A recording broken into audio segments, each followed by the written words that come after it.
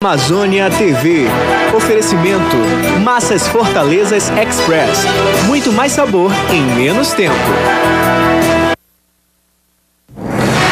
Olá, muito boa tarde para você que está ligado aqui na programação da TV Amazonas. O Amazônia TV está começando agora e traz as principais notícias do interior e também aqui da capital. O dia amanheceu com chuva aqui em Manaus, como você vê nessas imagens da estrada do aeroporto Eduardo Gomes. Hoje você acompanha aqui as consequências da chuva. 19 ocorrências foram registradas pela Defesa Civil entre desabamentos e alagações em vários bairros da cidade. No São Raimundo, moradores tiveram as casas alagadas na Rua das Cacimbas. Prefeito de Eurunepé decreta situação de emergência por causa da cheia do rio Juruá. Mais de 1000 famílias foram atingidas no município. Princípio de rebelião no complexo penitenciário Anísio Jobim, desta vez na ala feminina da unidade. Detentos de presídios aqui no Amazonas, acusados de chefiar o crime organizado, são transferidos para cadeias federais em outros estados. Moradores do João Paulo, na Zona Leste, cobram da prefeitura o serviço de tapa-buracos nas vias do bairro. Dá só uma olhada na situação. Esse buraco aqui, ele tá ruim, que até o ônibus já caiu aqui dentro. Moto da ronda do bairro da polícia já caiu. E outra, cada chuva que dá vai se agravando mais o problema. E você pode participar da nossa conversa com o advogado Marco Evangelista sobre união estável. Ligue pra gente no 3216-5551 e tire as suas dúvidas. E em Parintins, o trabalho dos artistas do Boi Caprichoso no Curral Zeca Chibelão para o centenário de Uma Paixão. Tudo isso e muito mais é o que você acompanha agora aqui no Amazônia TV.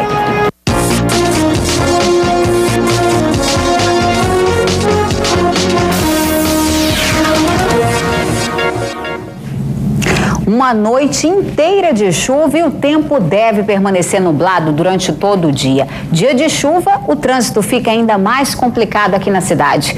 Rubens, onde é que você está? Teve dificuldade hoje com o trânsito? Hoje? Boa tarde.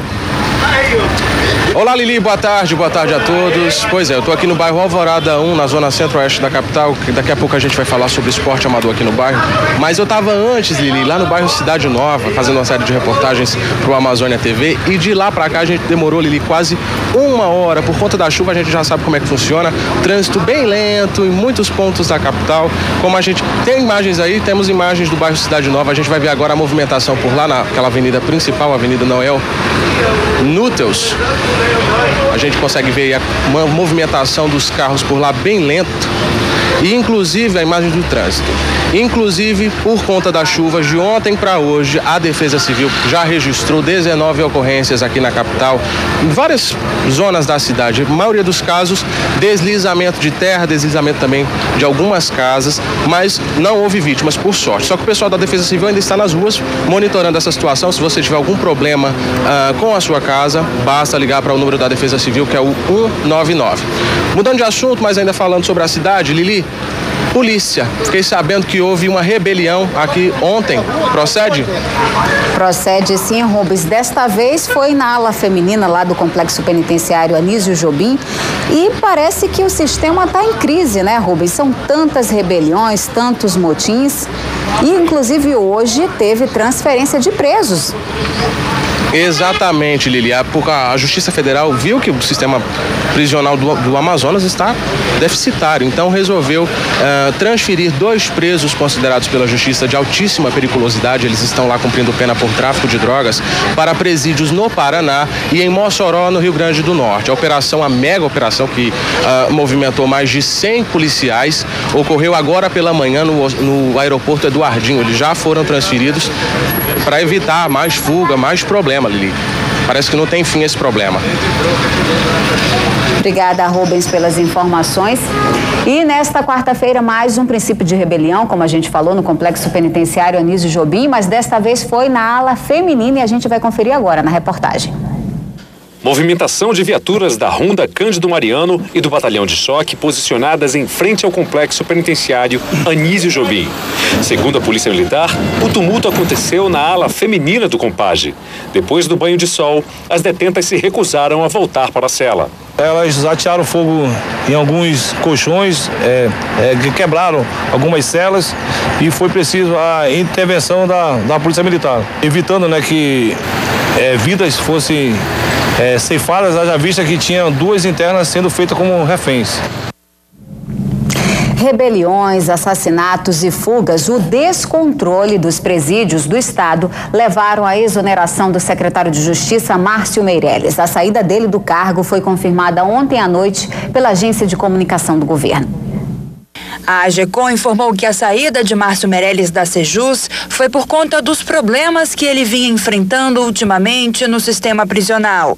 Foram várias rebeliões, assassinatos e fugas de presos. A mais recente ocorreu no último sábado no Presídio de Segurança Máxima Anísio Jobim, localizado na BR-174. Os presos cavaram um túnel de 18 metros por 90 centímetros. O buraco saía de uma cela, passava por baixo do muro e alcançava o lado de fora do presídio. Fugiram 42 detentos.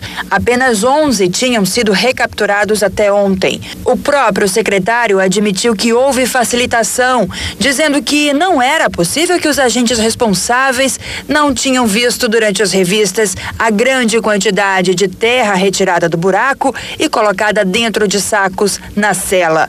O governador Omar Aziz ainda não nomeou um novo substituto para o cargo.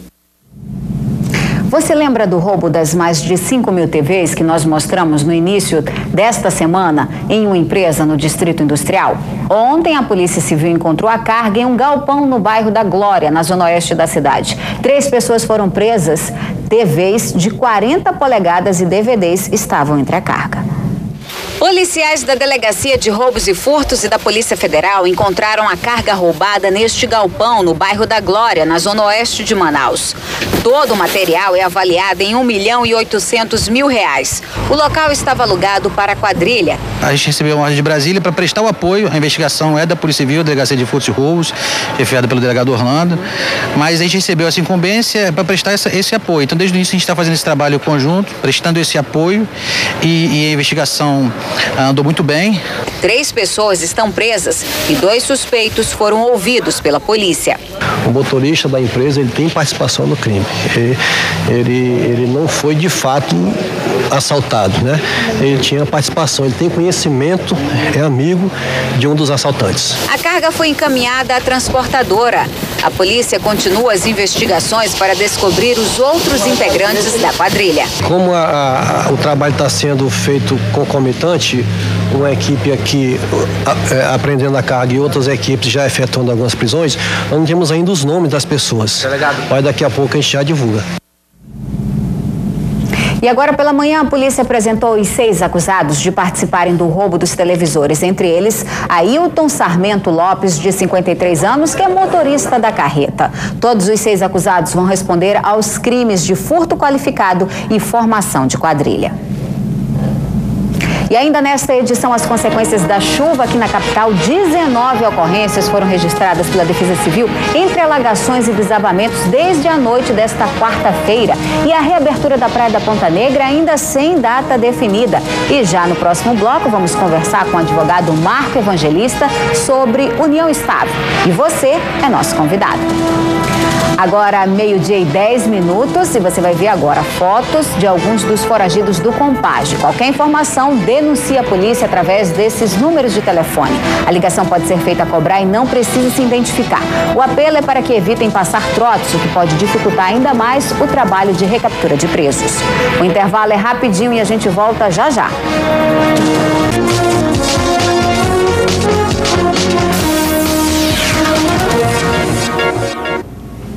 Casar de papel passado já não é mais a única opção dos noivos há tempos.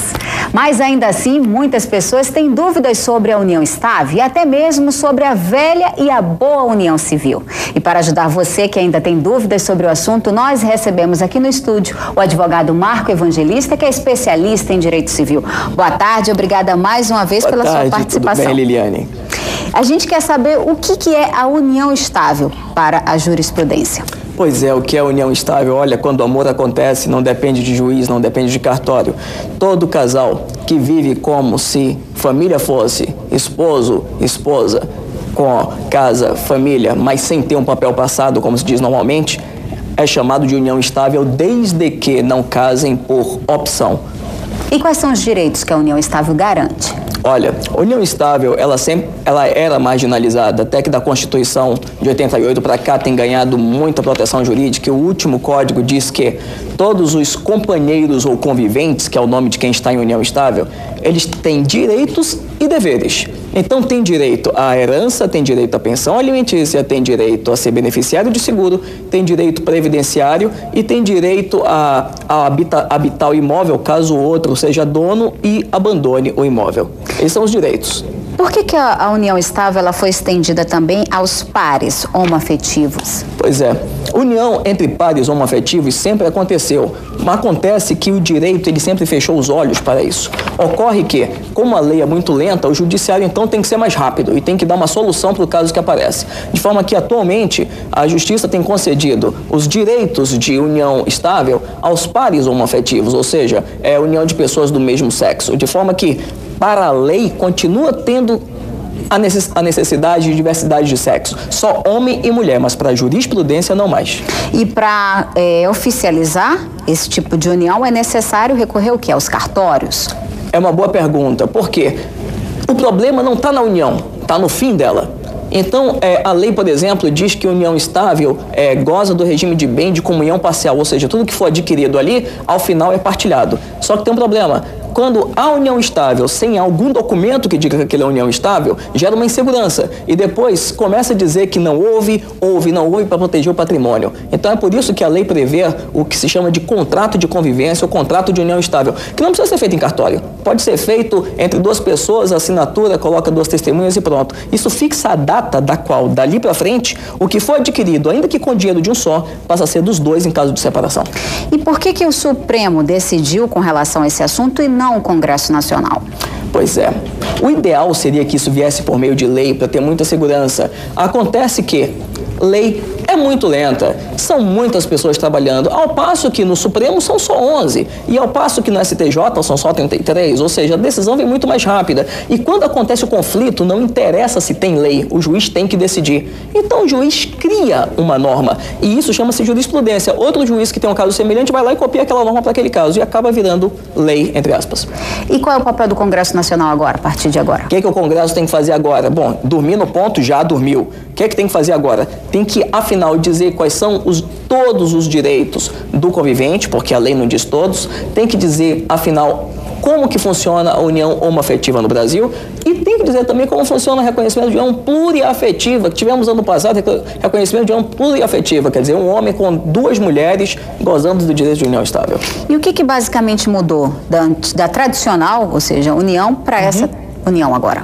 Pois é, o que mudou? É que antigamente esta união ela era totalmente marginalizada, ela era chamada, para você ter uma ideia, concubinato. Depois mudou de nome para concubinato puro, agora para união estável. Lembrando que ainda existe o concubinato, é a união de pessoas onde um dos dois é casado, onde um dos dois está praticando adultério. Esta pessoa é chamada de concubina. Então a diferença é que está saindo da marginalidade e indo agora para o mundo jurídico. E, na sua opinião, a sociedade muda muito com esse reconhecimento desse tipo de união? Olha, isso é muito importante, porque eu sou professor de Direito, fiz uma pergunta uma vez numa sala. Quem aqui está em união estável? E quem está em união estável ainda tem vergonha de dizer, tem vergonha de assumir. Então, na verdade, a jurisprudência está mais na frente, porque ainda é um tabu união estável no Brasil. As pessoas ainda têm vergonha de dizer que convive maritalmente sem estar casado. Tem até um nome antigo para isso, sou amigada, nem se usa mais isso, mas as pessoas têm vergonha de dizer isso. Gente, isso já é protegido juridicamente no Brasil.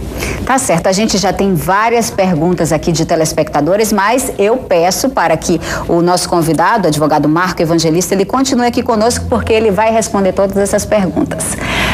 E mudando um pouco de assunto, a Praia da Ponta Negra só deve reabrir depois de uma simulação do Corpo de Bombeiros. Hoje pela manhã, uma reunião no Ministério Público definiu novos ajustes. Nós vamos ao vivo com o repórter Evandré Fonseca.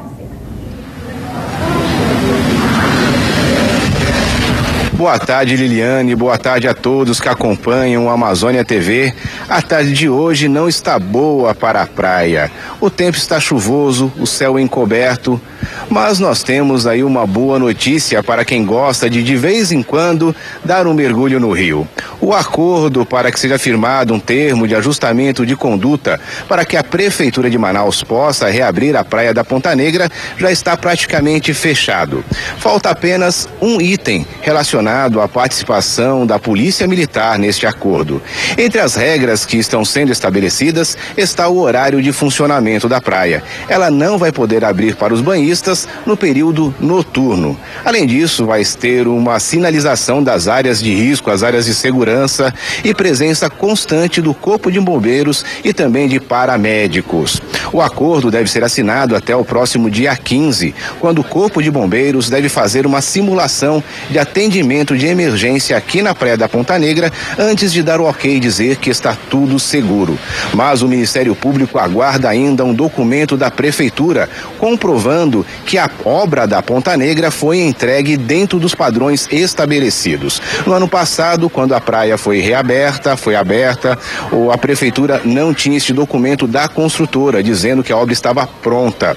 E o Ministério Público ainda não descarta a possibilidade que, mesmo que seja feito o acordo, que a praia seja reaberta, de responsabilizar administrativamente e também criminalmente os responsáveis por abrir a praia sem condições de segurança. Liliane. Obrigada, Vandré, pelas informações. E hoje pela manhã, as mulheres do Centro de Convivência da Família Madalena Arcidal fez uma caminhada em homenagem ao Dia Internacional da Mulher. Por aqui, o que não falta é animação, ainda mais quando as atividades são em comemoração à semana que é dedicada às mulheres. Na manhã desta quinta-feira, teve muita dança e ginástica para a alegria de Dona Alcídia Barreto, que é aluna assídua do Centro de Convivência da Família Madalena Arcidal. Tá muito bom, o pessoal dando um incentivo muito grande para nós mulheres. A programação especial para as mulheres segue no período da tarde, até às 9 horas da noite. Vamos ter hidrão, né? As mulheres que querem participar, vir para a piscina, o hidrão, nós vamos ter ginástica para as mulheres e vamos ter hoje a presença do Consulado das Mulheres, trabalhando abordagens como direito da mulher, saúde da mulher, vamos trabalhar a renda. E nesta sexta-feira, 8 de março, Dia Internacional da Mulher, as atividades continuam a partir das 8 horas da manhã, com aulas de pilates, hidroginástica, apresentação de dança e aferição de pressão. E às 8 horas da noite, o momento mais esperado, o baile das mulheres, que encerra as comemorações. Nós vamos ter o baile das fichas, as mulheres vão poder comprar uma ficha, contratar um professor de dança, contratar um aluno de dança e dançar, bailar muito. Então toda mulherada que não tem acompanhante, que não tem marido, pode vir que aqui vai ter com quem dançar. Dona Raimunda, de 73 anos, está ansiosa para participar do baile. Porque seja muito legal, sempre como tem sido, para mim dançar bem, gosto de estar com minhas amigas, eu gosto muito de estar aqui.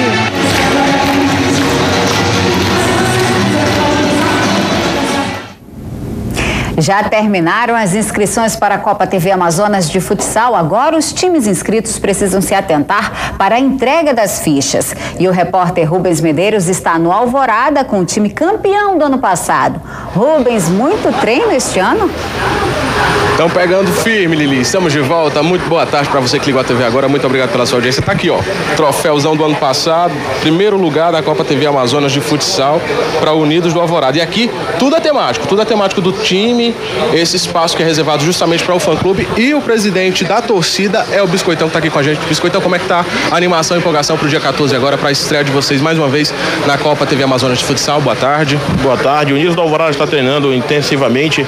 Está se preparando já para essa quarta-feira, né? Na próxima quarta-feira, para a abertura da Copa TV Amazonas. E o time está a todo vapor, agradecendo as pessoas que nos ajudam, né? E para fazer uma boa competição. Não somos favoritos, sempre humildes, mantendo nossa humildade, que cheguemos ao bicampeonato esse ano, que Deus quiser, ao tricampeonato. Lembrando que no dia 12, terça-feira agora, tem um congresso técnico que você tem que pegar a documentação que você recebe na hora da inscrição e levar lá. Já está com a documentação toda em mãos? Já, o grupo do Unidos do Alvorada está fechado, todo mundo já estamos com a documentação toda em mão, já se preparando mesmo para dar o pontapé inicial da Copa TV Amazonas 2013. Congresso técnico, 19 horas, no Clube do Trabalhador, lá no SESI. Vamos conversar com o Serginho, que ele é o grande responsável pela vitória do time ano passado. Serginho, vai repetir o feito, fazer 2 gols, 2-0 na final? Nós estamos treinando intenso, se Deus quiser vamos tentar evitar de ir aos pênaltis. Vamos ver se nós conquistamos a vitória no decorrer da partida mesmo. Quer ganhar logo de cara? Sem dúvida, melhor, menos sofrimento. E como é que tá a preparação?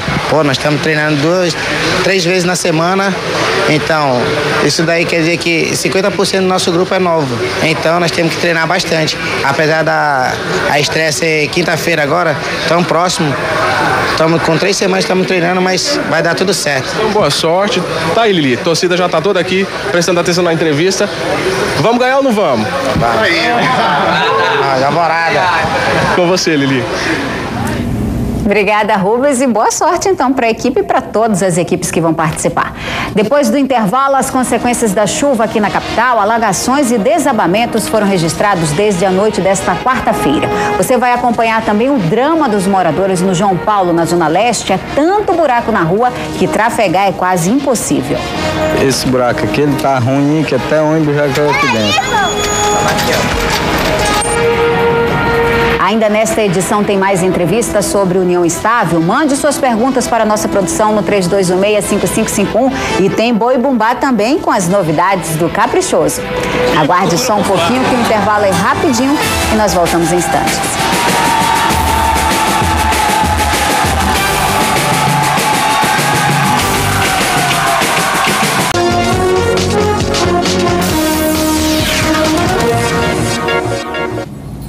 A Polícia Militar prendeu 2 homens acusados de roubar cerca de R$100 mil em mercadorias de uma empresa na zona oeste de Manaus. O caminhão usado para levar os produtos foi apreendido de madrugada pela Polícia Militar.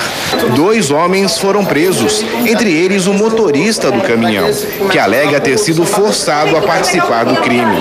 Não, na verdade, o que a gente tem notícia nos autos é que 8 indivíduos adentraram na loja, um estabelecimento comercial que vende produtos agrícolas. A alegação dele é um tanto estranha, né? Ele disse que estava no caminhão dele, né? No caminhão que ele trabalha ali na Compensa, e foi abordado por um veículo, um Palio, à noite já, adentrando na madrugada, e que esse veículo tinha feito um pedido de frete, né? Você perguntava se ele poderia fazer serviço de frete. Ele concordou, aceitou, e que estava apenas realizando o frete do local daquele material, para o destino seria no São José. Mas essa é a alegação dele, né? Muito embora ele tenha alegado isso, a vítima, no caso o vigia, que presenciou lá os indivíduos no local, os reconheceu aqui na delegacia. O gerente da empresa, que prefere não mostrar o rosto, conta que o vigia conseguiu se soltar e chamou a polícia. Agradecer ao trabalho da polícia, que ela agiu muito rápido e conseguiu pegar o bonde a tempo ainda, né? Com a carga e foi pegar em flagrante, né? Ontem nós mostramos a situação dos comunitários no Águas Claras 2 com relação aos buracos. Hoje você vai acompanhar o drama dos moradores no João Paulo, que também sofrem com o mesmo problema. É tanto buraco nas vias que os ônibus e até os carros da polícia não estão mais passando nas vias. O problema existe há meses e vem se tornando a principal reclamação dos moradores da rua Alfazema, no bairro João Paulo. Segundo eles, a quantidade e o tamanho dos buracos representam perigo para quem mora próximo da via. Porque esse buraco aqui, ele tá ruim, que até ônibus já caiu aqui dentro. Os buracos chegam a comprometer cerca de 15 metros da rua. Os moradores já procuraram as autoridades e nenhuma providência foi tomada. Se fosse enumerar os ofícios que já tem mando para lá, eu acho que mais de 100. O gestor, ele lê o ofício se quiser, senão ele rasga, joga e a gente fica a mercê, porque nós não temos poder de chegar aqui, asfaltar a rua, fazer alguma coisa. O poder que se tem é de pedir encarecidamente que as autoridades venham, porque nós pagamos os nossos impostos e temos direito de cobrar das autoridades aquele nosso direito que é constitucional. A lama dificulta a passagem. O carro coletor de lixo enfrenta dificuldade. O carro do lixo também não desce uma caçamba terceirizada, se arrastando, patinando, temos de quebrar o eixo. Nem todo dia eles vêm, não é culpa deles, eu acho que a culpa é do buraco. Os buracos também facilitam a ação de assaltantes na via. Quando o buraco não estava grande, passava direto, não era assim. Agora o pessoal que desce meia-noite é obrigado a descer a pé e o cabo assalta com o teçado sem cabo. Não estou dizendo que a polícia não anda, porque ele não pode andar. E já caiu polícia dentro do buraco aí. A divisão distrital do bairro Jorge Teixeira, responsável pela área do João Paulo, informou que o bairro está na programação do serviço emergencial de tapa-buracos. As ruas adjacentes à Rua Alfazema, como Cravinho e Rua 6, já estão sendo atendidas. A Seminf informa que nos próximos dias, equipes da secretaria estarão no local para realizar os serviços. Em Eurunepé, milhares de pessoas são prejudicadas por causa da cheia do rio Juruá. Mais de 1.000 famílias foram atingidas pelo repiquete do rio Juruá em Eurunepé. Ruas e casas estão alagadas. A prefeitura do município doou madeira para a construção de pontes e marombas. Vários comércios estão funcionando mesmo alagados. Em alguns trechos da cidade, os veículos não podem mais passar. O prefeito Joaquim Neto decretou situação de emergência em Eurunepé e está em Manaus buscando o apoio da Defesa Civil Estadual. Segundo ele, o governo do estado ficou de dar toda a ajuda necessária. E toda essa chuva, mais uma vez, deixou os moradores do bairro São Raimundo em alerta. As águas invadiram as casas e bloquearam a passagem dos veículos na Rua das Cacimbas. Na Rua das Cacimbas, bairro São Raimundo, zona oeste de Manaus, toda vez que chove é motivo de dor de cabeça para as famílias que moram no local. Nesta quarta-feira, mais uma vez, os moradores estavam revoltados. A chuva invadiu as casas e bloqueou a passagem. Gabriela relata que tinha ido buscar a filha na escola e quando voltou, não podia mais entrar em casa por conta da alagação. Toda vez que alaga, chove, alagava, mas em quantidade pequena. Não há chegar 1,20 m, 1,5 m de água na rua, como vocês podem ver. E pela construção do Prosamin que eles estão fazendo do outro lado da rua, eles simplesmente aterraram por onde saía o esgoto. Então, tudo que você tem dentro da sua casa, você perde em uma chuva de 20, 30 minutos. Então, assim, nós já ligamos, nós já pedimos limpeza de bueiro, nós já fizemos solicitação e simplesmente não vem autoridade nenhuma fazer nada aqui. Nossa equipe de reportagem conversou com outros moradores que aguardavam aflitos a chuva dar uma trégua. Eu já perdi muita coisa aqui dentro da minha casa, cama, colchão, rack, perdi tudo, bem dizer tudo, né? Porque toda chuva que dá a gente passa esse sufoco aqui. Todo mundo, não é só eu não, nem ela não. Para vocês terem uma ideia, nossa equipe de reportagem só consegue chegar até aqui, porque a rua, mesmo a chuva dando uma trégua, permanece alagada. Os moradores tentam retirar a água de suas casas de uma forma improvisada, com vassouras, baldes, uma situação bem crítica. De acordo com os moradores, a área sempre é afetada no período de chuva, mas os problemas aumentaram depois do início desta obra do Prosamin. Já procurei várias vezes o Prosamin, mas até agora a gente não tem tido nenhum retorno da nossa procuração lá com o Prosamin. E agora pela manhã, uma equipe do Prosamin foi verificar a situação lá na Rua das Cacimbas, no São Raimundo. Foi constatado que as alagações não são decorrentes das obras, e sim da sujeira que entope os bueiros no local. Equipes da prefeitura estão lá fazendo a limpeza dos bueiros.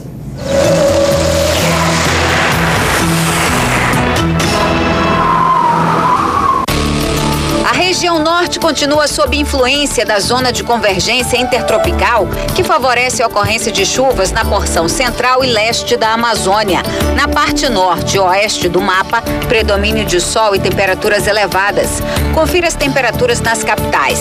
Mínima de 23 em Manaus e em Porto Velho. Máxima de 30 em Rio Branco e de 34 graus em Boa Vista.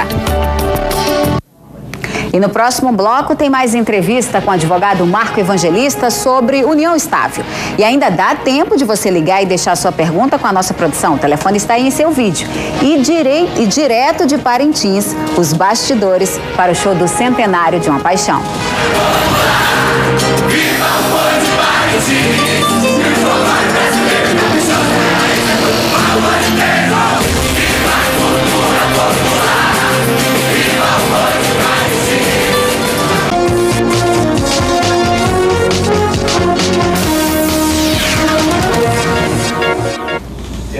Estamos de volta para continuar a nossa entrevista com o advogado Marco Evangelista sobre união estável. Já temos várias perguntas de telespectadores e a gente já começa com uma aqui. Uma telespectadora disse que morou 2 anos com um companheiro, tiveram um filho e ela quer saber se pode pedir pensão. Olha, não precisa nem ser 2 anos. Na verdade, quais são os requisitos da união estável? Basta que você tenha convivência estável, respeitabilidade pública e que você comprove de que tinha ânimo de fazer família, vontade de fazer família. Se você conseguiu isso, não tem 5 anos, não tem 2 anos, não tem 1 ano, não tem prazo mínimo, então ela tem direito à pensão. E no caso de falecimento de companheiro, a companheira tem direito à aposentadoria do falecido? Tem direito à aposentadoria. Aliás, a Previdência sempre foi mais benéfica do que o próprio Código Civil brasileiro. Tem direito à aposentadoria e tem direito à herança também. E quais são os direitos de uma pessoa com um ofício de união estável após a separação? Muitas perguntas relacionadas a isso. Após a separação, quais são os direitos? Os direitos são: todo o patrimônio que foi adquirido durante a união estável, metade cabe a cada companheiro. Então, basicamente, esse é o direito. Fica como sendo um casamento em comunhão parcial de bens. A telespectadora quer saber se o companheiro que abandonou o lar, ela tem direito aos bens que eles construíram? Com certeza. Aliás, inclusive, desde o ano passado, nós temos algo chamado uso capião afetivo, que funciona assim. Se por um acaso um dos companheiros abandonar o lar, aquele que ficar naquela casa que era do outro por 2 anos se torna dono, proprietário da casa, independentemente do regime de bem que eu falei ainda há pouco. Tem muitas dúvidas com relação a isso. Uma telespectadora disse que ela mora há mais de 3 anos junto. Isso já é considerado um casamento? O que é morar junto? Olha, na verdade não precisa morar junto. Morar junto, na verdade, é uma prova a mais. Como é que você comprova se é união estável ou não?